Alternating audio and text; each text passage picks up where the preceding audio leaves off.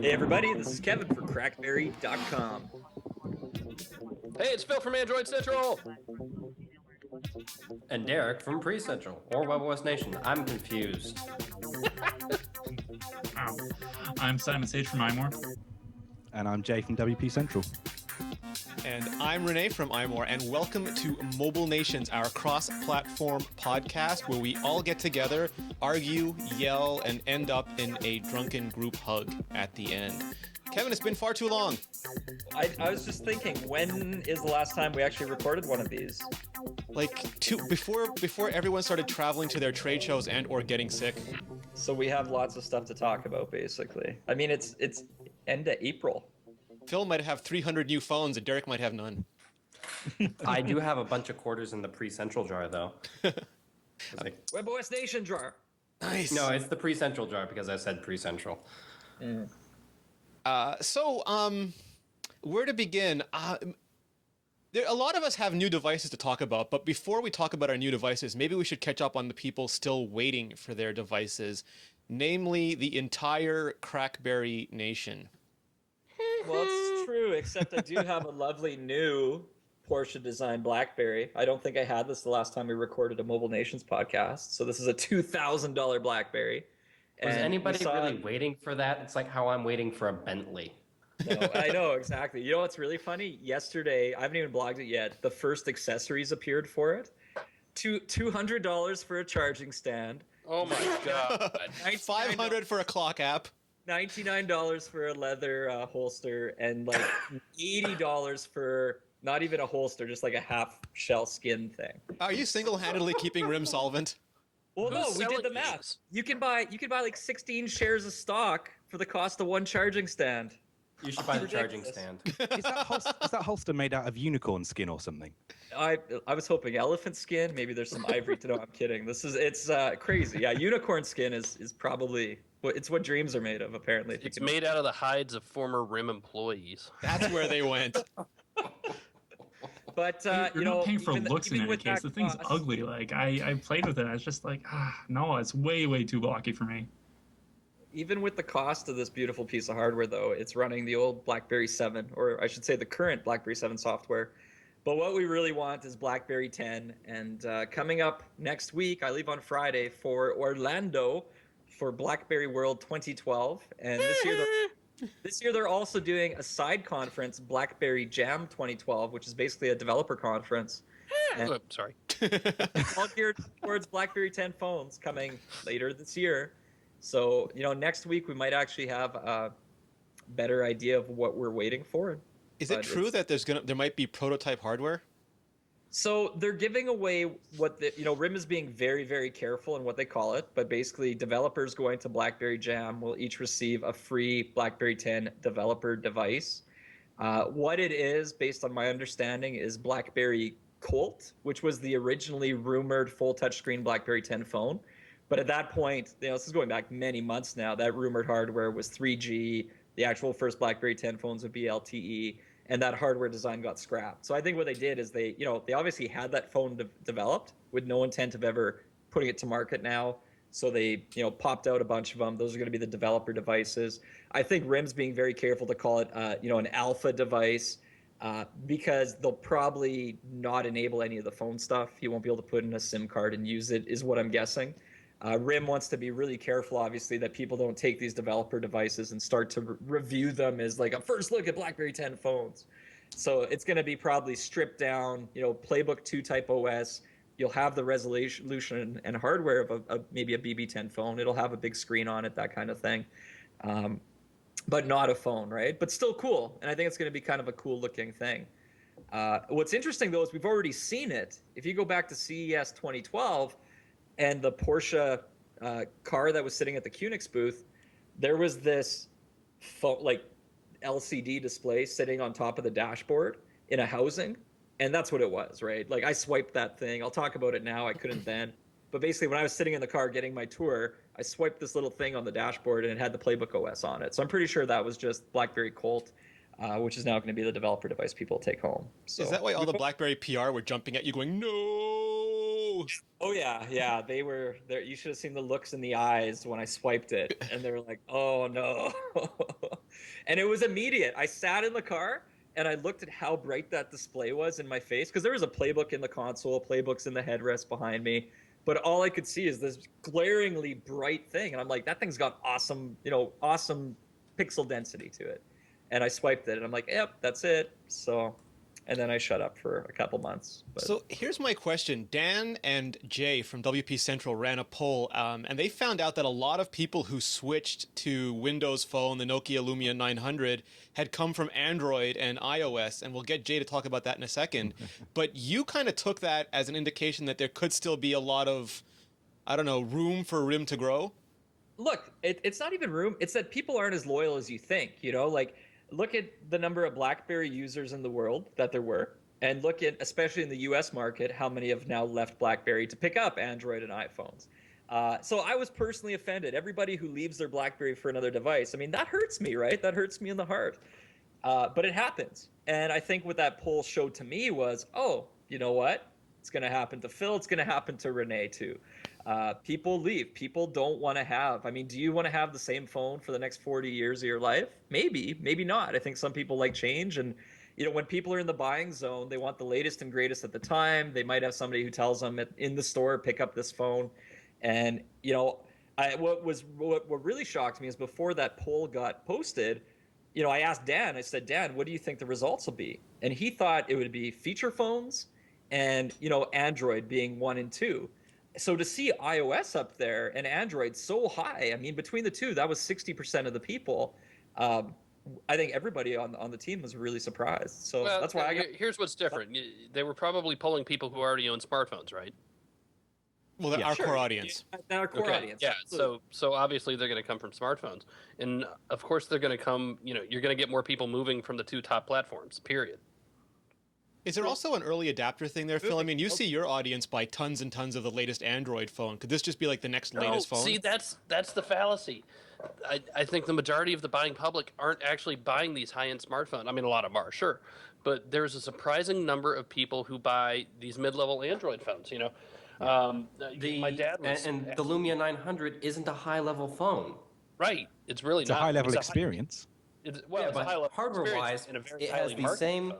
processor, RAM, storage, radio minus the LTE screen resolution as my Pre-3 that was announced in January of last year. Yeah. And in no way does that's the beauty of it. And at the moment, in the operating system that we've got, is that doesn't affect the experience. So people are going to get the high-end experience, the sort of thing that they were perhaps hoping for when they left with the iPhone. And that's my opinion as to why I think iPhone is the top OS people have moved away from, is that they get the same kind of fluid, simple experience. I was actually surprised to see so many Android people moving over, because I always thought Android personally was the kind of OS that you went to if you wanted to tinker, if you wanted to have things very custom, very have a lot of control over your phone. So I think the fact that what we're seeing is people picking up this really cheap phone, and what is it? It's $99 over there on AT&T, free if you go to the right places, and you're getting a really high-end device experience without paying for the hardware. And what it's showing, it brings back that discussion of, people don't become smartphone users anymore, right? It's just phones. We're hitting this point in the world where the feature phone smartphone thing is going to die because there's no longer a smartphone user. It's just a phone user. It's my mom has a BlackBerry, or my other siblings use iOS and iPads, and everybody's got gadgets. We all have this stuff now, and people are going to move around. But it's no longer a smartphone buyer buying it. It's just people buying phones which happen to be smart. Are brands still important, Kev? Like when people see if the next great phone is BlackBerry, does it matter, or they just buy the next great phone? I think there's branding. We've had this conversation, I think, before on a few episodes ago, right? Where I think Apple has an extremely incredible brand and experience around it. I mean, but between the retail stores and everything, right? The complementary products and ecosystem. But there is a brand there. I think Android, part of it is the brand. Who owns the brand? Is it Android as a brand, or is it Samsung, HTC, etc. are the brands? To a degree, Android is the brand, because as you pointed out there, ecosystem is now the brand. Right. But then people within that have the option to say, I prefer TouchWiz over Sense. I know people who have had HTC Android phones for, 4 years now, and their next phone is going to be an HTC phone because they prefer Sense over TouchWiz. Well, Phil, do you see loyalty to hardware vendors within Android on Android Central? Like, what's your take there? Or do people move from a Samsung to HTC quick? Do you have a personal preference? Do you have a favorite? I think Phil's on mute. Yeah. Phil, mute button. He's laughing though. He's so funny. Like, we can't hear him. Yes, here I am. Sorry, I Hey. my favorite. All right, here it is. Here it is. Go tweet it out. I'm about to tell you my personal favorite Android manufacturer, and it absolutely. You're on mute again. He's gone again. Oh no. Phil, audio. Audio. And Phil. that's the Phil. reason why He's I dead. like that manufacturer better than. You son of a. I really do go back. I and think you forth. said ZTE. I think it's probably safe to assume I'm on an HTC kick right now, but that's also because they're the only ones putting out new phones right now. I used Samsung for a long time last year, as the Galaxy S2 phones were coming across, and the Galaxy Nexus, which I'm actually playing with again today. Motorola has always kind of had a near and dear place in my heart. I used the Droid X for a long time, so it really does bounce back and forth, and it's tough. You know, we have to try not to play favorites at AC too. So really, my favorite phone is the one that's charged. You know, our audio listeners are going to be so confused by that last 5 minutes. Yeah, that they are. was funny though. I just tweeted out that Phil's a jerk. You mean again? You retweeted it. The funny thing about this, and there's a little bit of backstory there, is I have keyboard shortcuts hooked up to Skype, right? And control spacebar is mute. So whenever Kevin calls me, I'm always doing something in Photoshop, and I'm zooming in Photoshop, you know, control space click, and then Kevin can't hear me, and it sounds like this. And that's, of course, what you tell Kevin, but really you just see Kevin calling and pressing space. Exactly. Yeah. Wait, speaking Phil, Android Central, you guys got a big update this week. We did. We got a little sprucing up, looking better. If you haven't visited the site, everybody, you know, Shame on you. Even BlackBerry and iOS and webOS people, you know, check out AndroidCentral.com. And WP Central. Do it. It's so clean and fast and fresh. But yeah, I have new phones too. What'd you get? So I got an HTC One X. This is like the big bad boy of the line, and then the One S, which is ridiculously thin and feels awesome. The only difference, not the only difference, but the big difference is the screen tech. I'm not sure if you'll be able to see it in the video there, but 720p of Super LCD2 is just beautiful. It looks fantastic, Phil. Wow. How does it compare to my Samsung Galaxy Nexus? It's better than the Nexus display. I know some people disagree, but they're wrong. Yeah, they are wrong. They are. Sorry. Yeah. The Why are One they S- wrong? Why are they wrong?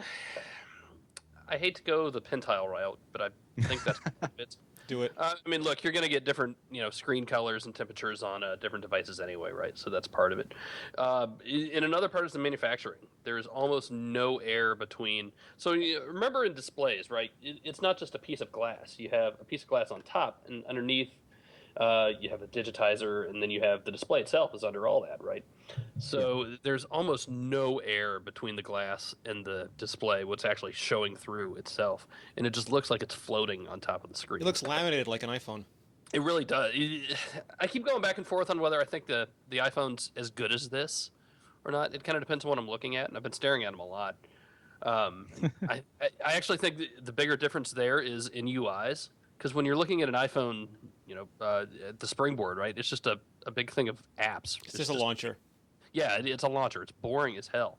So since you have all these widgets and fun things, and it gives you a little more to look at when you're just staring at it. It's also the size of a small tablet. Well, that I actually just sent back a Galaxy Note today. Speaking of small, How big is the screen, Phil? Is it 4.6?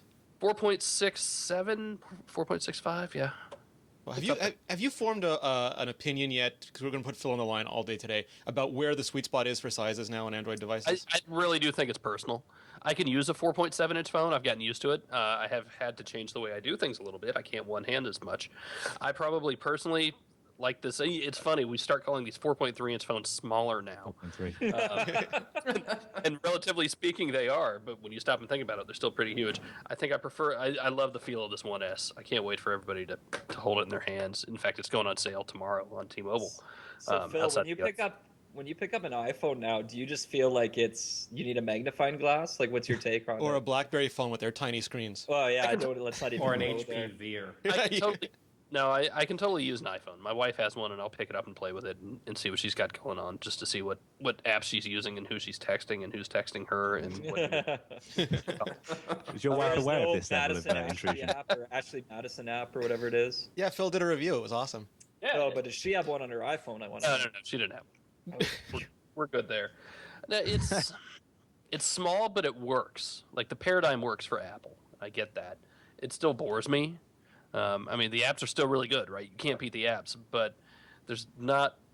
I need more. For me, I need more. I could use an iPhone. If I had to use an iPhone, I could, but I need more. So we're having this big debate, Phil, about Apple maybe going to a 16:9 screen, which I think Motorola's done for a while. Is there a benefit one way or the other on your Android phones that are 16:9 versus the I tell you what, 2:3? the biggest thing, and I'm surprised nobody has really done anything about it, or complained about it, is it changes camera resolution on you. So you have an 8 megapixel camera, but Motorola, and I want to say maybe Samsung did it too, but I know Moto did, is it has a widescreen function on the camera, right? So your pictures will fill the screen, but you're not necessarily taking them at the full 8 megapixel resolution, which is fine. I think 7.2 or 6.9 or whatever it ends up being is perfectly okay. But that's one of the biggest things. I don't know. No, because most people don't look at a screen and say, "Oh, well, that's a 16:9 display. It's better." And I don't even know what these are. Just I bet they're not. Well, big, yeah. When you got that many damn pixels. I quite liked how Kessler could put 3 of his Veers on one of your Galaxy Nexuses at CES. That's true. I'm trying to think He's what so else I have. tiny. So what are you expecting, Phil? These are the first wave of 2012 ice cream sandwich Android phones. This is like HTC's salvo. What are Samsung and Motorola going to bring to the party? Don't really know yet. We're starting to see leaks, and I don't know if you've seen, but I spent a couple days with HTC last week getting a lot of background and off the record type stuff, and I could say that. We're allowed to say that. But it really gave me a greater appreciation for probably how all the manufacturers do things, and in hearing design process of phones and software, it really kind of gives me a greater understanding of how the whole thing works for everybody. So, and especially after using Sense 4, and I really do enjoy Sense 4. It's not perfect. There are parts about stock Android, stock ice cream sandwich that I still like better, but I think Sense 4 has done a really nice job of improving on it. What Samsung and Motorola and LG and the others are going to do, I don't know. We've seen upgrades hit, and we've seen, in fact, HTC has had upgrades to its previous versions of Sense as well. But I don't know. Come on, Galaxy S3. I'm throwing you a softball. Yeah, I'll be in London next week to see what Samsung's doing. So ask me again. Is there a big gap that you still think someone needs to fill this year? Is there a giant feature missing? Is there a UI problem that needs to be solved? I think I got to play with HTC Media Link, which is kind of like their AirPlay, and it works okay. It doesn't work anywhere near as good as Apple's AirPlay does just yet. And what I've got isn't final software, so I do need to say that it's close. I think. The more I get to play with something like that, the better it is, right? Like, I love the idea. I think Google's going to come a lot with that. I think Wi-Fi Direct is going to be a huge thing this year. I think we're just in the infancy of it, but it's going to be big. Ecosystems are still big. There's still a lot of what Microsoft's doing that I like, and I wish I could play with some of it, and I wish they would absorb some Google stuff, and I wish all that would work a little better. What kind of things? Well, I'm still a huge Zune fan, right? I like what Microsoft has been able to do with lower end hardware and make a better experience on it. If you take lower end hardware with Android, it's hit and miss. Some of them are really good, and some of them are just horrible. Yeah. And Apple gives you an iPhone 3GS. Go right. ahead. But Microsoft's been pretty consistent and able to push that out, and that's good. That's interesting. It's been interesting. Sorry to see what Nokia's done just in the past couple of weeks. They had the weird network APN thing where people's data was just completely dropping off, and it was interesting to see their response to that. That was And how only quickly interesting, they though, turned it because of around the as well. beta test thing, Jay. I mean, I don't think if that beta test campaign had aired first, people would have given them a hard time. But coming Yeah. off the beta test campaign and then having a problem made it funny. Yes, it was, and I can't argue with that in the slightest bit because I laughed as soon as I read the headline. What we have to give them credit for though is the fact that they turned it around in a week. I think it was. A week later there was a patch out, all the phones were fixed, and everyone was fine. And if you wanted to, you could take it back. And let's also not forget that Nokia said, okay, if you had this problem, in fact, even if you didn't have this problem, we'll give you $100 on your AT&T bill. So effectively making the phone free. So they couldn't have done it any better. And I think part of that is, as you've correctly identified, because if there'd been a bigger problem, if they hadn't dealt with it quickly, they would have been ridiculed for life regarding the beta test ad. We're still going to do it for life. Yeah, I know you will, but I think anyone who's looking at it, from a purely objective point of view, will say, yeah, they did all right. But no, they were spectacular. I mean, Apple begrudgingly gave you a free bumper. Nokia did everything told you immediately. You were holding it wrong. Yeah. Yeah. And Nokia turned the update around quicker than they said they would too. They were going to push it out on Monday, and they pushed it on Friday. Well, they had no choice but to push that out as soon as it was done. Well, That's something you exactly get that right. out. My phone doesn't work. Well, we'll get that to you. The phone Monday, kind of worked. It was just not working with the network. If you set down the you know what? I'm not going to play around with it. The phone wasn't working as it was supposed to work, but it was fixed. And you can call one bug out of beta. There's plenty of bugs when things go out into the wild. But yeah, the sort of smartphone beta test thing. It was an interesting angle to take, and Nokia have to be aggressive with their marketing, especially in the US, where they've run out of all goodwill pretty much, apart from what people remember back in the old days. So it was kind of a case of, we've got to go in, we've got to attack the competition. But if you're going to run with that marketing campaign, you have to be absolutely certain that your device is going to live up to absolute expectations on day one. And for the most part, it does. It's just, as you say, it was really funny to see that. And the fact they turned it around in a week means we don't have to worry about it too much in terms of backlash from consumers. But yeah, it was sort of a dark day for Windows Phone users to say, hey, look, new device. Oh, pick it up in a week. It's fine. I want to get back to the Lumia in a second, but I just want to go to Kevin quickly because I want to pick up on what Phil said. Phil was talking more and more about ecosystems, Kev, but there was this whole thing in BlackBerry about how they want to focus on their strengths, and maybe making a music product wasn't as important as it should have been. Do you think there's tension between trying to do everything and trying to do some things well? It might depend where you are in the marketplace right now. I mean, RIM was trying to do everything at a point where, their platform, the base OS, the base everything wasn't done well enough yet, right? So I think there's a difference between capabilities and experience. I think one of RIM's fundamental flaws on BlackBerry OS is they kept adding a lot of capabilities to the platform over a lot of years, but those capabilities didn't necessarily come with a good experience for the end user. And people didn't wise up to that for a long time, and then Apple made them wise up to it, and then RIM was caught in the back foot, realizing everything had to get revamped. Now they're in this catch-up game where they can't do everything. They have limited resources. The cash flow is slowing down. They need to sell the hardware they can, and they need to get new products to market, and that's where all their attention needs to go. If they can succeed in working with third-party partners to pull in a lot of these on the side things, I think that's fine for now. But then at some point, if you want to control the end-to-end user experience as well as you can, you become more of an Apple where you want to, that's the utopia of building a great user experience through. So I don't know. That's kind of a roundabout, messy way, right? But I think that makes sense. It's interesting because Jay, Microsoft is almost clawing for that third position right beside RIM at this point. But because they're Microsoft, they have so much stuff already in place. Yeah, a lot of it for them. It's less about trying to branch out into these areas. It's more about consolidating all these services under one brand name, and we're seeing that a lot with Windows 8 already. Sort of all the live mantra is being thrown out almost, and we're just going back to making things as simple as possible. So Zune is probably going to disappear as a name, and it'll just become either Live Music or Windows Music. The same with videos on that lines, and the same with all the pictures. It'll just all come back to trying to make things unified as Windows services. Which is smart because, as you say, that brings across the message of having one great set of services that are going to work really well together. But yeah, it's already in place for Microsoft, and it's just kind of now a case of driving that home into having the right hardware and bringing the user experience of the software into play, which I think they're doing. So that brings us unbiased. Really nicely back to the Lumia 900, which I had the chance to try at CES, and it feels like it's not made from material that originates on Earth. Yes. Polycarbonate is, of course, the way the Nokia would like me to describe it. Is that what James Cameron is mining from asteroids. It's the stuff McDonald's milkshakes is made out of, I think.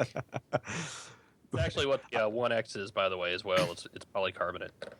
Yeah, and it's a good way of going. And I think the One X has got a similar story in that it's a sort of unibody single piece.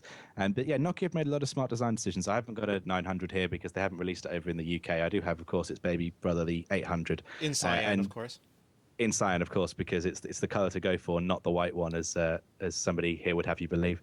Well, they're saying that the white one is sold out in the US, so clearly a lot of people do like it. Get the white one. That's what I said. Dan got the white one. Dan got the white. Well, Dan has a cyan one as well. Dan has all of them. He has all the Nokia. That's why they're sold out. Dan has all the Windows phones that have ever been. No, it's a superb phone, and Dan did a fantastic review of it. If you haven't already read it and you're thinking about looking at picking up a Windows phone, for me right now, I think the Nokia Lumia series is the best Windows phone experience you can get. And that's just because of what Nokia are bringing out for their apps, for the different services that they're bringing out, and the support that they're bringing to the platform. They have to make this work. Nokia absolutely has to make this work, and they will throw all their weight behind it until it does work, until it's, for them, the best phone they can possibly make. But there are a couple of disappointments that we should bring out. The camera, as we basically spoke about for, I think, what felt like about 10, 15 minutes on the last WP Central podcast, is not as good as some of the competition for Windows Phone. And Dan has a thing about vibrating. So for Dan, the vibrating rattles too much, which sounds like the most bizarre problem in the world, but Dan insists that it is a problem. So I have a question for both you and Phil, because this drives me nuts. I like the idea of the Galaxy Nexus, but the camera is not as good as, for example, the HTC One. The Lumia 900 looks fantastic, but the camera is not as good as like the Titan. Why isn't there that one phone to rule them all? Well, because if that was the case, then none of the other competition would be able to do, would it? You have to have the choice. You have to be able to prioritize. We can't just make everything perfect. So it's on purpose, and Microsoft's like, you can have the great phone, but not the great camera, and Google's like, all right, Samsung. This is Nokia, the company that put out a 41 megapixel smartphone. Well, It's coming. Their flagship Windows phone has a camera in it. It's an 8 megapixel. It's a Carl Zeiss lens, but that name doesn't mean anything really. The only thing that it doesn't do particularly well is the low light situation, because for some reason that none of us quite understand, they didn't put a backlight sensor in it. Why? Okay, just wait. You can't ask me that question because I don't know. My $2,000 BlackBerry here doesn't have autofocus, and it's fine. And it does. It depends on what you want to use your phone for. I mean, I like taking the occasional snappy picture, but really I want a good phone experience. I want a good data experience. The camera's not that important to me. It just, it's giving people choice, and we'd all hate it if we had no choice, right? What would we have to talk about? Now, I would like to have a... See, Phil, what's the answer to that? Why can't I have a Galaxy Nexus with the best camera in the world? Because they couldn't get the bigger module into that form factor. Wow. I hate when physics interrupts me. Sorry. The One S and the One X are really good, and HTC has a dedicated processor just for these. I don't know if other cameras do this, but the thing on these are they shoot in the RAW, and then what's the word I'm looking for? Then process everything on the device itself. The other thing, and I didn't know this was a thing. I'm not a camera guy, so I'm learning a lot of this as I go along. But in the meetings I was in last week, they were pushing not so much megapixels, but aperture, and it's got an f2.0, and pixel size. So I didn't know that was a big thing. But the pixel size on the sensor is 1.4 microns. A lot of companies decided to go for a megapixel race by simply chopping up the sensor into more and more pixels, but that makes them incredibly small, so they capture very little light and they create really crappy, noisy photos. And what you really want is a giant-ass, huge... Like, everyone makes fun of Steve Jobs, but he was like, we're going to capture all the photons!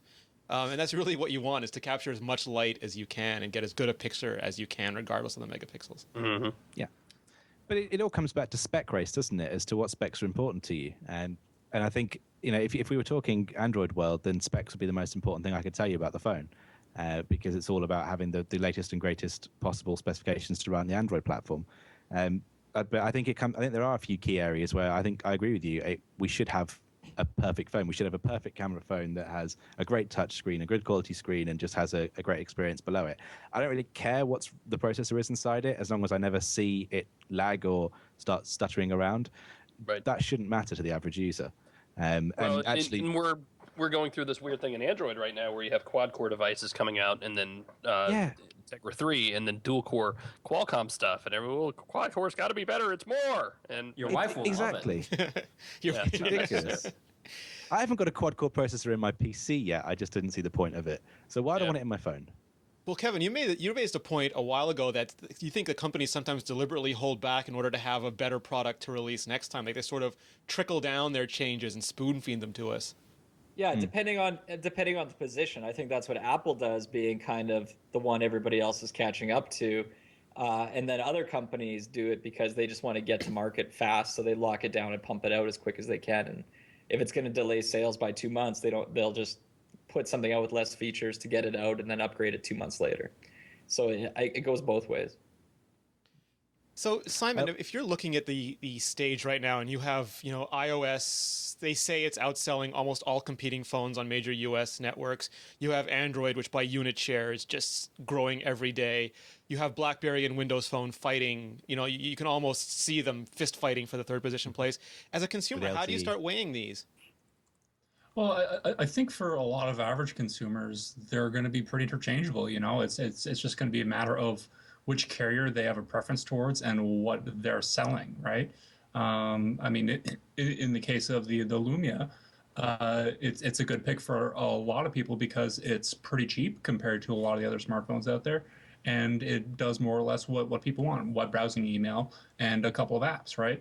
I think that when you take a look at people who are earlier adopters and have been kind of steeped in smartphones for a little while, they'll have a bigger preference based on previous experience. But I think most people picking up their first smartphone, it's simply what's on the shelf and what the salesman is pushing at them. I don't think they necessarily care about spec wars or anything like that. So is it smart I that think you're absolutely Microsoft's spot on. It's going to be either a recommendation from a friend, the design of the phone, the experience when they hold it, and whatever the salesman is pushing. That's the Joe average. That's what they're looking at. Yeah, and what it really comes back to is the smartphone hierarchy of needs, which nobody pays attention to.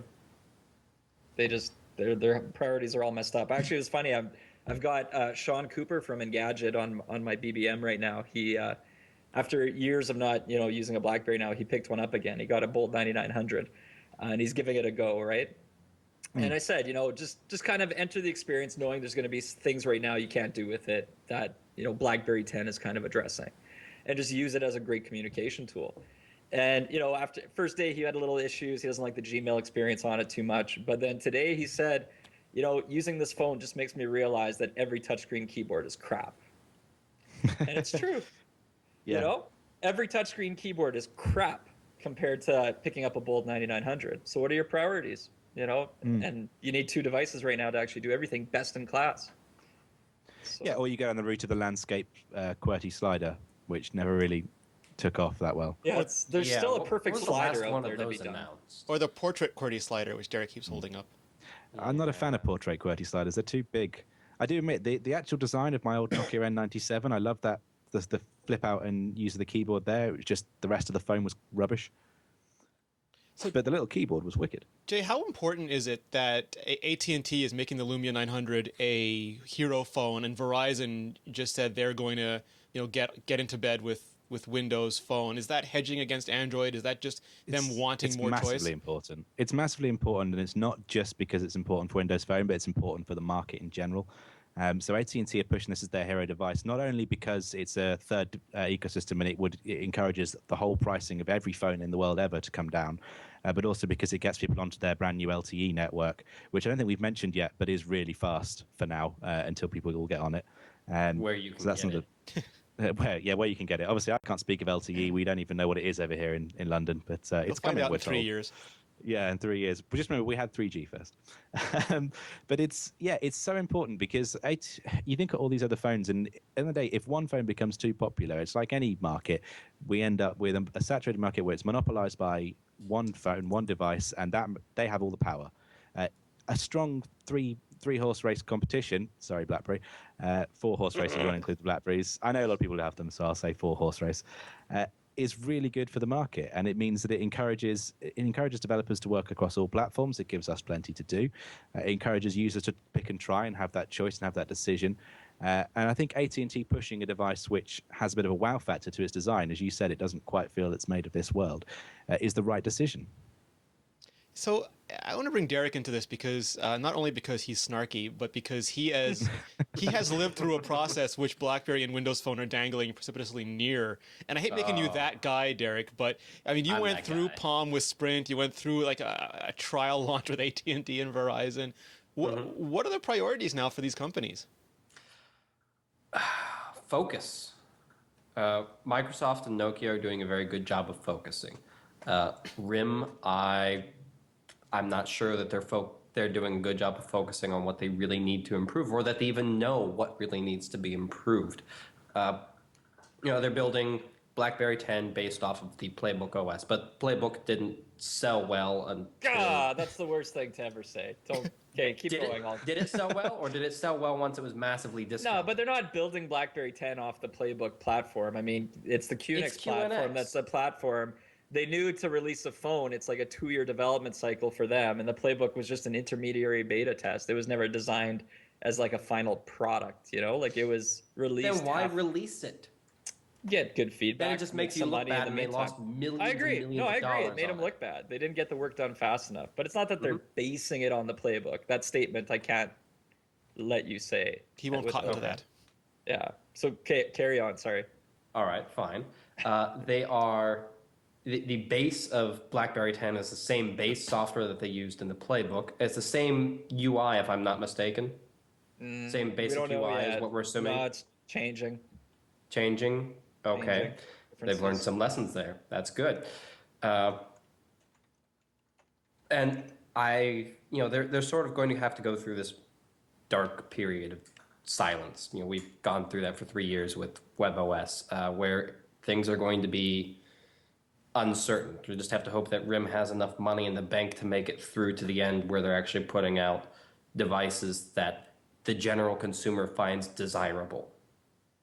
They need to move out of the Windows niche Phone- market, perhaps. Say what? They need to move out of the niche market, perhaps. Yeah. As much as I love QWERTY keyboards, I think the Bold 9900 is a fantastic hardware device. That sort of, people looking at it and seeing there are 35, 40 buttons on the face of this device. That scares people now. They're used to iPhones, and they're used to Droids, and they're used to Windows. We're getting used to Windows phones that have maybe one button on the device. 1, 2, 3, 4. On the front of the device. Oh, none. shit. Yeah, none. You have 3 capacitive buttons. Kevin has or you can- 107. Or 3 if you get a Lumia 710. But Right. That's very simple, whereas you look at a BlackBerry and it looks complicated. 42 You look at buttons. 42! The Nice! answer to everything. But you have a shift key, so it's like having 84. Ooh! No. and a function key. Yeah. Oh my, that's Like hundreds and hundreds of buttons. But yeah, people look at that and it's complicated. It's imposing. The chat room is saying the alphabet is not complicated, Derek. Yes, all that. Right, you look at an iPhone, it's not complicated. It's not imposing unless you get the black one and it looks like the obelisk from 2001. I don't know, an iPhone with lots of grids of icons, when you get to that stage when there's too much going on. I get confused. There's maybe too much going on, but it's very simple still. It's just you have 16 icons and then the 4 on the bottom, and you just swipe. You can search if you so desire. Windows Phone, if you don't know what you're doing, can get very confusing. You have things putting live tiles on there, and you just have this list of live tiles. If you don't know how to move these around or how to manage them, then you start getting a cluttered mess. Same thing happened with Android. Well, you can't do that with webOS because there's not much customization available because they want you to use cards. But the trend has been towards simplification, and that's what they're going for. I would believe that's what they're going to be doing with BB10.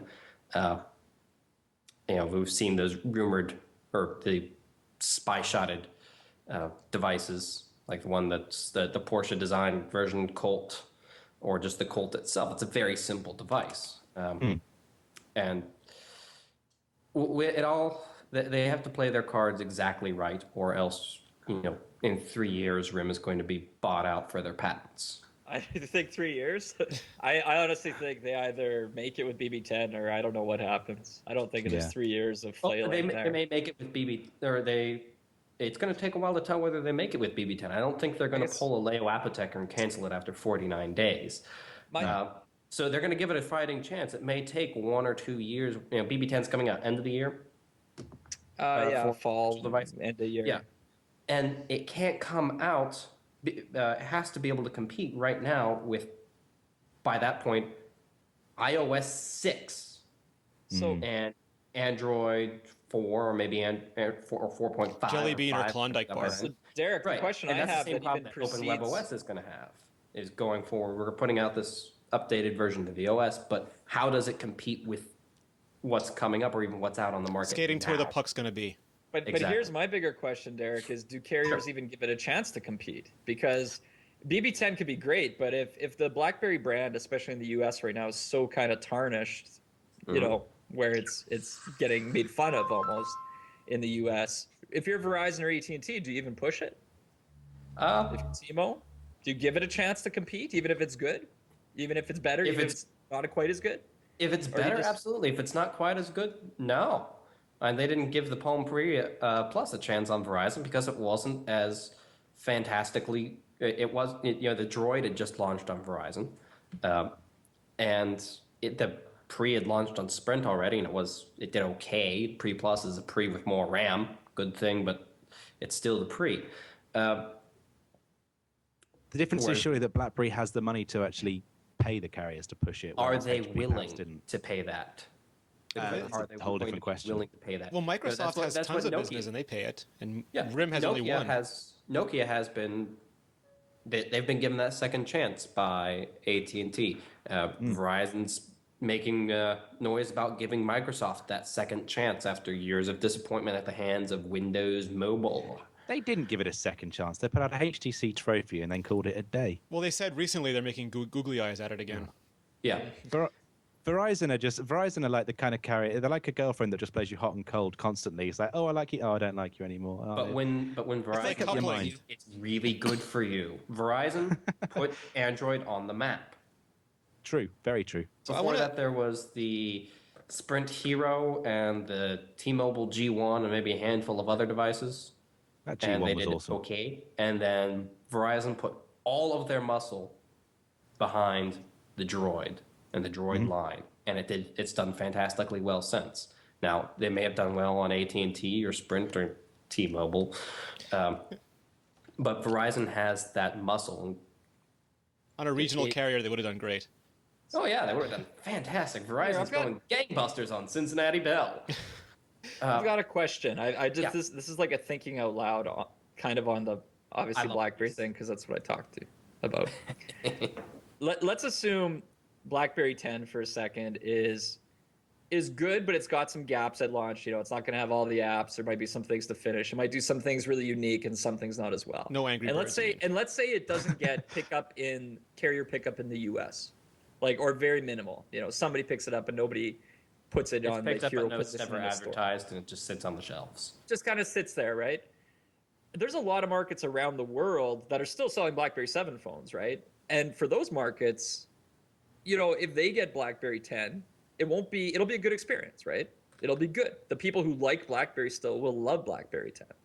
Is that enough to keep RIM going for a foreseeable period of time? Because I kind of said 2 minutes ago, well, they might not have that 3 years. But now I'm thinking maybe they do, even without the US, if they can get enough international love where the brand's still strong. Do you know if it's going to be premium only, Kevin, or is it going to be all tiers of devices?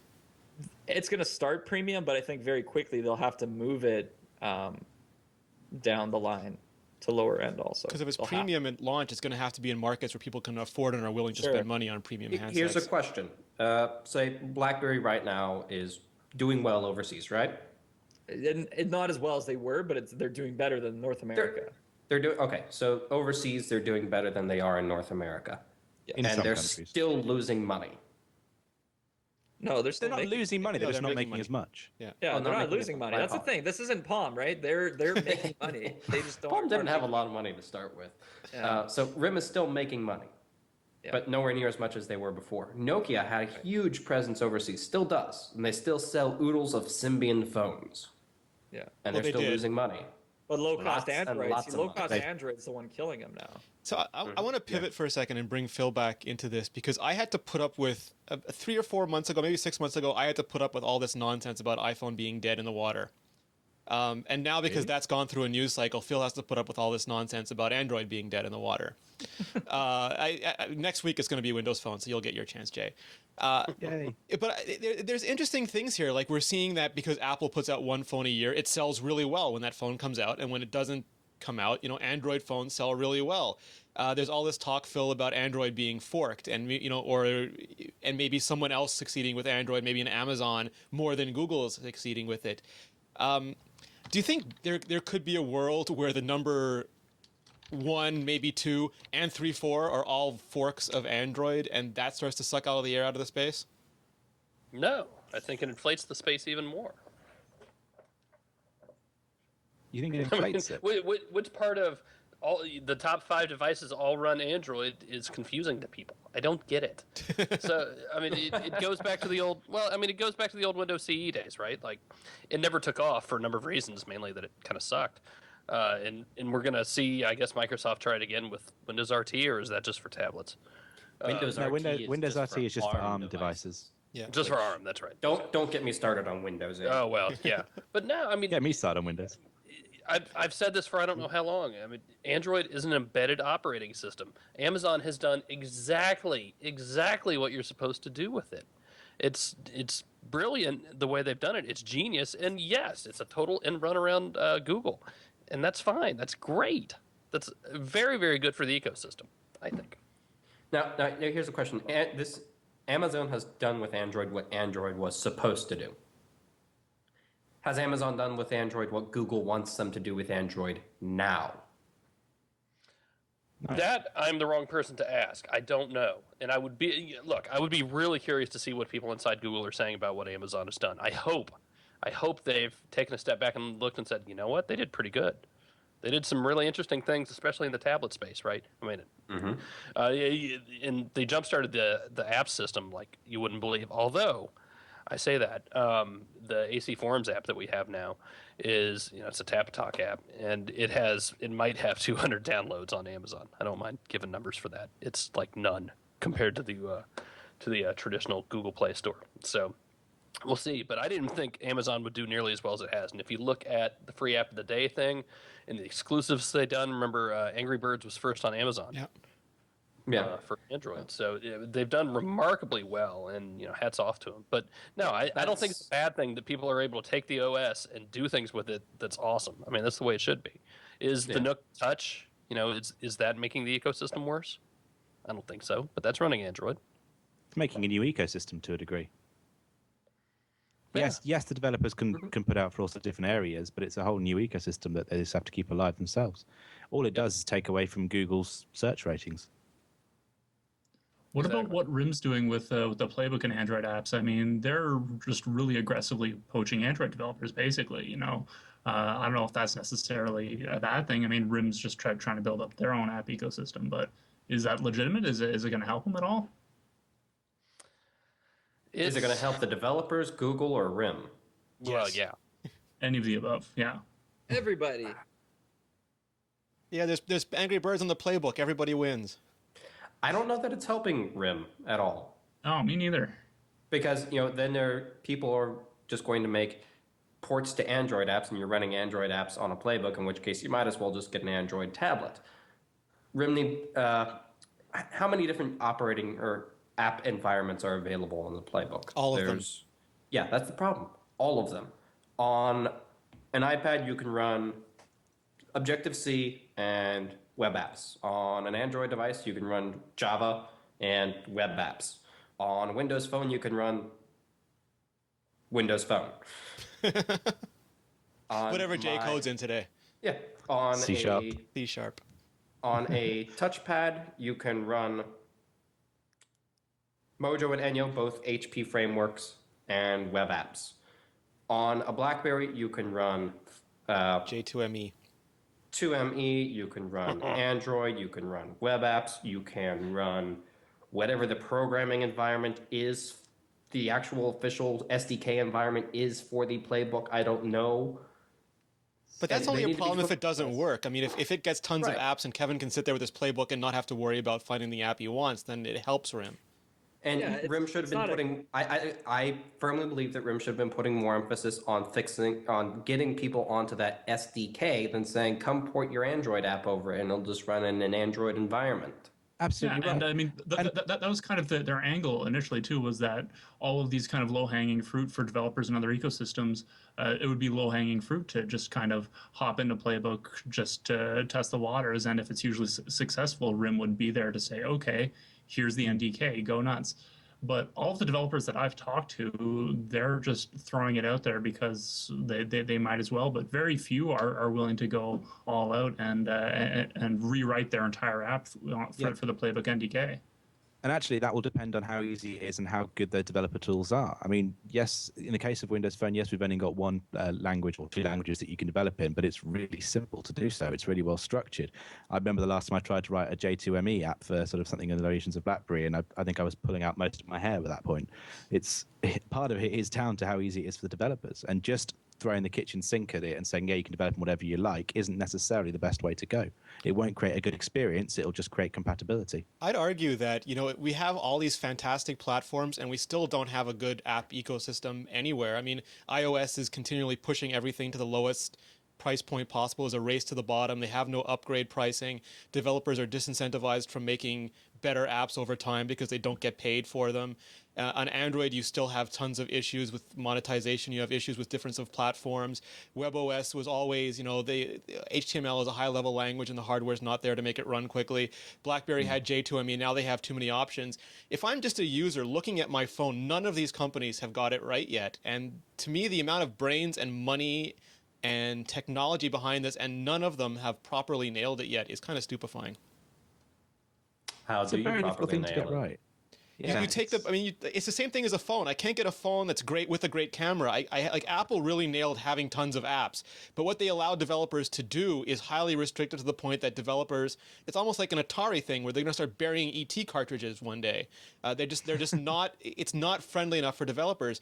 And Android, you can do almost everything, but the monetization options aren't there for enough developers yet. To really, people are still developing for iOS first, and Windows. Instagram for $1 billion isn't enough of a. But that's the lottery. I mean, that's not working every day. That's winning the lottery, and that's an that's not a ecosystem, not business just an app. plan. That's one of That- what, 600,000 apps? Yeah, it's just if we could take demos, from Windows Phone, if we could take refunds, if we could take upgrades, if you could put these together into one comprehensive, user-friendly app model, it'd be so much better. But we're still almost on these little silos all the time. And one of the things I've seen with, especially with iOS, is it's very hard for developers to get discovered. You covered just this past week or past 2 weeks on iMore, Pains and Doc by Inglorious Apps. He's a former or still current webOS developer, but he made these apps for iPad and iPhone as well. And he noticed you put something out on the webOS app catalog, it's immediately noticed because there's not a whole lot there. You put something out on iOS in the App Store, unless somebody is waiting for that app, it gets pushed down the list instantly. Well, it's the same reason CrackBerry will blog a higher percentage of Playbook apps than will ever blog, percentage of iOS apps. There's just way too many. I want to tangent into the last new device we haven't spoken about yet, and I know some of you have opinions on it, ranging from Kevin's great editorial on it to Phil's AC podcast review. The iPad 3, it is... It's not called the iPad 3. Come on, get that right. It's the iPad 3. What am I supposed to call it? The new iPad? It's not That's new what you're anymore. It's supposed to been call it. out for several months. It's so sad. You know what makes me really bad? Sure. You know what makes me Newer. really mad is I wanted RIM to call BlackBerry 10 the new BlackBerry, and now they can't because Apple called it the new. Why? Samsung's going to call it the new Galaxy Nexus or whatever. I mean, this is open season now. So the thing that's interesting from an Apple point of view is it's not faster, it's not thinner, it's not lighter. I mean, this is completely against Apple trends. It has a Retina display, which is quite, frankly, stupefyingly good. Awesome. Yeah, and it's selling really well in a tablet space where not a lot of players are still selling well.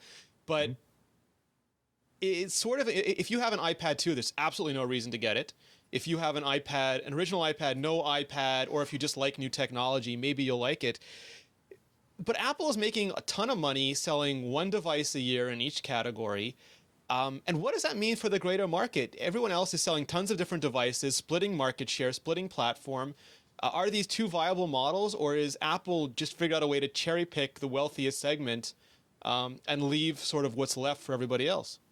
You remember when I let off on my ramble about what RIM needs to do to avoid becoming webOS version 2? Yes. Yes. Focus. Apple is focused.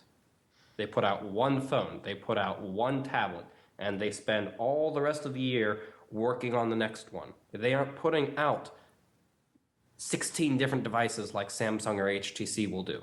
They don't feel the need to conquer the low end and the high end. If they put out one device and price it well, they can conquer everything. And we have Apple earnings in about half an hour to show us how much they Kevin, I always go to you for the business model stuff. I mean, this is obviously working for Apple. Is this a sustainable model for Apple? Could the iPad 4 be, slightly thicker, slightly heavier, and maybe, I don't know what else they could put into it. An even better camera. Yeah, an even better camera. A Carl Zeiss Sustainable. It can be sustainable for quite a while, and I mean, a big thing is simply there's a lot of people in the world. When Apple gives you these monstrous numbers, and even the number of iPhone users and iPad owners, it's tiny compared to the population of the world, right? There's still billions of people left to buy these things. Even pick your countries and exclude parts of the world, etc. There's still a massive market share of people who don't own smartphones and iOS devices who want them. Things like tablets, might not be things people run out and buy because the people who do that already have it. But birthdays and Christmas presents, they're the top of the list. And there's a lot of room for growth there. So it's sustainable for a long time. And then as that taps out, you're going to have people updating. So they've got a lot of room to grow still. And it's kind of astronomical when you look at their stock price. And even their stock now, it got hammered a little bit there because there's, humans in general, I think there's this kind of sticking point. And actually, we should do a Stock Talk podcast because I think what's happening is Facebook's going public soon. So a lot of people know Apple's stock is crazy high. And Facebook, regardless of what it'll IPO at, it'll probably shoot up the same day, from $30 to $80. It'll drop, and then it'll probably run up to 200 before something happens. If you're a shareholder, you'd probably start selling off some Apple stock, which is super high. Yeah, you'll take put it your into profit. Facebook, take your profit, put it into Facebook for a year or two, try to ride that up. But I think over the next year or so, Apple's probably going to keep growing. I mean, I when it comes to tech stocks, I really have a question I ask myself every single day, and it's just, if this company disappeared tomorrow, would anybody care? And it's funny because if you do that every single day, you can really predict everything very accurately, right? Even where RIM's share price has gone, where Palm's went in the trajectory. And I mean, if Apple disappeared tomorrow, would people care? Yes. If Palm disappeared tomorrow and you asked yourself that question a year ago, would anybody care? You start to see these answers. And Derek RIM, yeah, and the thing with RIM share price is if you asked that question 2.5 years ago, the answer was absolutely yes. Yep. But every day that yes gets a little bit quieter because we found replacements and enterprises adopting, bring your own device to work is getting supported, which is a really scary thing for RIM in that question. But yes, sorry, Apple stock, I think the numbers will be good and they'll keep being good for quite a while. Yeah, Apple's their price to earnings multiple right now it's up now considerably considering their stock has gone up, but it still is low compared to Google. Yeah. And Google's profit versus revenue is so much lower than Apple's. Apple's their the stock is emotional, not just Microsoft has been suppressed for so long. Stock is a gauge of the health of the company. When you go in to buy an iPhone or buy an iPad, you aren't thinking about Apple stock unless you go and you look at this and go, what, I should buy some Apple stock. I could buy an iPad or a share of Apple. Yeah. People, wow, I lost my train of thought. I'm gonna transition us to one last topic before we go because people have been asking about it. Phil, Google Drive announced today. Should I switch from my Dropboxes? Should Jay switch from his SkyDrive? Is this a big deal? Not unless everybody you know is using it already.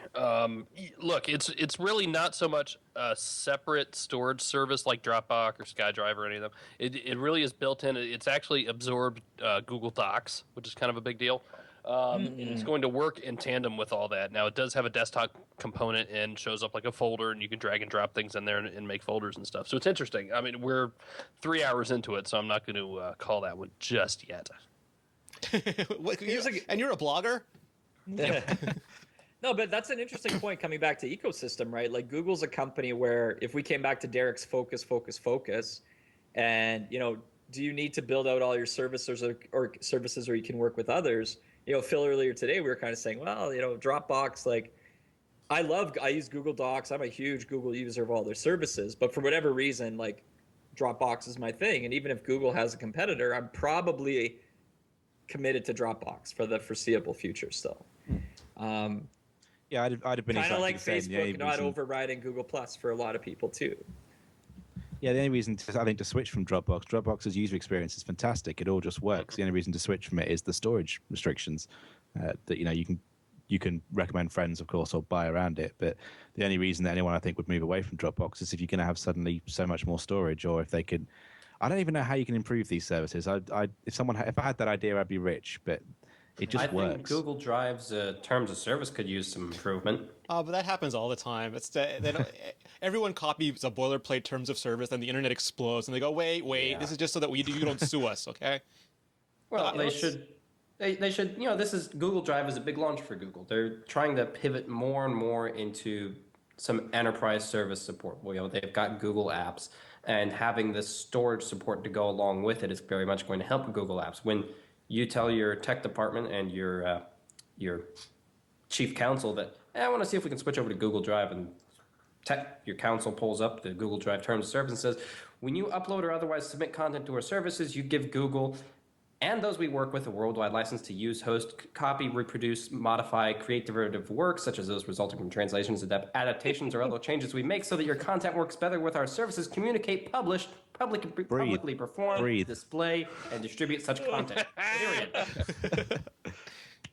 So right now, according to their terms of service, anything you put up there, Google can do whatever with they want. And sure, that makes sense for Picasa or for Google Plus. For something like Google Drive, this is that focus. They need to. Google's, they've historically put things out in practically beta. Gmail was in beta for how long? 13.7 years. Yes, and we all still loved it. If they're trying to do more of this enterprise service support and trying to be taken more seriously as a company instead of being, a company that makes fun but great things versus a company that makes useful and great things, they have to focus on these sort of things and take care of that minutia. Well, Dropbox got in a bunch of trouble a while ago when they updated their terms of service again. I think it's just something that companies don't vet through humans before they put it online. Mm-hmm. And vetting through humans is very important. I mean, that's what Steve Jobs was very good at. He was the ultimate human vetter. Well, he would also throw the phone at your head if it didn't scroll smoothly. Right. That's a vetting process right there. See, for me, Google, it's not going to be an and or. I'm just going to very neatly add Google to my list. So I'm going to use iCloud, Dropbox, and now I'm going to use Google as well because I can never have enough free online storage. SkyDrive. Yeah, SkyDrive. Whoever's going to give me free storage, as long as they're a reputable company, I'm taking it. I mean, I'm going to have redundancy on top of redundancy. We should point out, if you've used SkyDrive before, they're offering you 25 gig of free space. That's a lot of space. That's a lot of space. It's 7 if you're a new user. Please come back. All right, guys. It's a good service. I'm going to start wrapping us up. Kevin, are we not going to talk about the new the Mozilla phone? Is there a Mozilla phone today? There isn't. No, it was announced a couple of days ago, and it'll maybe come out in 2 years, but I just thought it'd be funny. I don't need a Gecko phone, quite frankly. You don't need a Gecko phone? No. All right, we'll put that on the list for a future podcast. Kevin, what's the BlackBerry DevCon attack plan? So I'm flying up there on Friday. We got Adam and Blaze coming in, and Chris Umi coming in on Sunday. Monday morning, I think, is kind of typically press day, so things will go hard through the week. It'll be good. And lots of stuff. There's a rumor you're not going to cut your hair until you have a BlackBerry 10 device. That is completely true. I'm just letting it grow. Maybe I won't shave either. I don't know. I'm just going to let it grow. You should probably shave You should shave because it's going to take so long. You're going to have your beard wrestling in the microphone. We won't be able to tell you and Jerry Hildenbrand apart. So just Also the that. hair. I'm gonna keep the hair growing, but I'll shave once every 2 weeks. All right, and Phil, what's on your agenda? You said you have some Sammy thing. I will be in London on Wednesday and Thursday. We got live coverage on Thursday of the new Samsung stuff, Galaxy S3 or whatever it's going to be. I don't know. So we've got that. We've got CTIA the week after, which is a big deal. Do you We'll have ever more get to phones. sleep? What? Do you ever get to sleep? You can sleep on the flight. You can sleep on the flight. That's true. Yeah, I'll sleep on the plane back. No, there's Wi-Fi on the plane. He can't sleep. No, not internationally. Oh, okay. Thank goodness. Derek, I don't have the sound of crickets chirping ready to go, so My current plans are to curl up in the corner with a bottle of gin. nice. No, we really don't have anything coming up. I'm sitting around waiting on the Open webOS roadmap and seeing what amazing new things I don't understand come out. Well, we'll see if Stallman picks you over Google. That'll give you the boost you need. Yes. Simon, how about you? Well, this afternoon I'm going to be posting my best free iPhone games story. I've been working on that all week, chewing through whatever the App Store's got to offer, and there's a lot there. You know, I've found a lot of really good games, ones that I just never heard of. And you were at the Gamer convention in Boston last week too. Yeah, PAX East. That was a lot of fun. There were some really good developers there, and a couple that I didn't even get to see either. That I saw afterwards. It's like, oh damn, I totally missed those guys at the show, but it was really busy. Lots of really good stuff there. That was my second year at the show, and I actually noticed that mobile was a much more pronounced presence. This go around, it was kind of like every single booth had some kind of iPhone or Android game there. So that was good to see. Awesome. Jay, are we waiting on the Xbox phone still? The Xbox phone's a myth. It's never going to happen. That's what they said about Google Drive, sir. No, it's going to be. It'll probably be quite a quiet week actually for us, which will make a nice change. We'll carry on talking about Skype problems and maybe playing a bit of Wordament, which is of course an awesome game, which is coming out this week. It's going to be quite a quiet week. I think I'll just end up developing most of the week, which is good. I need my sleep. And we are Well, still waiting. I might try and find Phil for a beer. Oh. I'll be around. Yeah. Good stuff. We are Welcome still to that. waiting on Apple to announce WWDC 2012. It's supposedly maybe going to be in June, but they have not deigned to tell us. Maybe they'll announce it May 30th or something, and we'll have 3 minutes to get a hotel room. And maybe we'll see an iOS 6 there. I'm not sure. Will it sell out as quickly as Google I/O? I think last year it sold out a little faster, but I think they have less. I don't know how it works because their tickets are so. How expensive are Google I/O tickets this year, Phil? 900. The Apple tickets are a couple thousand. So it's a different demo. And lots of people go who don't have tickets because they can do a lot of stuff there anyway. Alrighty then, Kevin Mitchell-Elixir, where can we find out more about you? Crackberry.com and Twitter at CrackberryKevin. I'm even on Google Plus these days. You can find me. Google him. Google them. Phil? Google me.